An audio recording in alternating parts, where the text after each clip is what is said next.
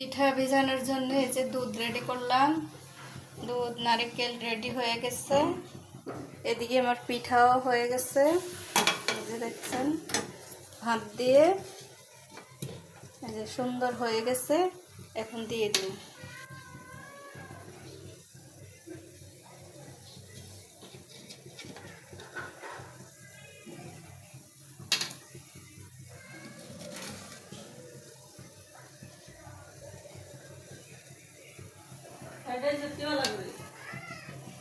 এই যে পিঠা এখন ভাপ দিব। ভাপ দেওয়ার জন্য সব কিছু রেডি করছি, ভাপও উঠে গেছে। এই যে বসায় দিতেছি।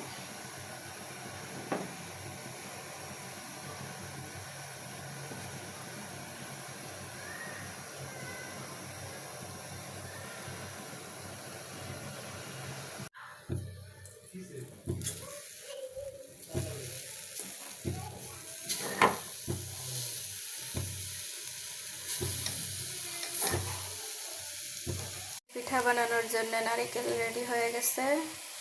এই যে নারকেলগুলো পাকায় নিলাম, একবার শুকনো শুকনো করে নিচ্ছি। পুলি পিঠার কারিগর হয়েছে নোয়াখালীর। এই দেখেন কারিগরের নোয়াখালীর কারিগরের পিঠা মানে কত সুন্দর হয়েছে, দেখছেন? অনেক সুন্দর করে নকশি করছে, ডিজাইন করছে। পুলি পিঠার কারিগর হয়েছে নোয়াখালীর। এই দেখেন কারিগরের নোয়াখালীর কারিগরের পিঠা মানে কত সুন্দর হয়েছে, দেখছেন?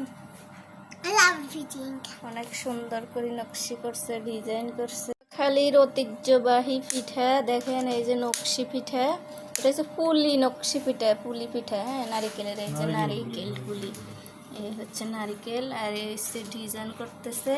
আমার ডিজাইন করার মেশিন নাই, এই জন্য ছুরি দিয়ে ডিজাইন করতেছে। আর ডিজাইনার হচ্ছে নোয়াখালীর, বুঝছেন? নোয়াখালীর মানুষ কি না পারে, দেখেন কত সুন্দর সুন্দর পিঠা বানাই লইতেছে। এই যে দুধ পুলি বানানোর জন্য কত কিছু রেডি করছি, দেখেন। বড্ডা হাইলেও লইছি, এই যে হাইলে গেট করে রান্ধব। পুলি পিঠা বানানোর জন্য আটা করতেছি।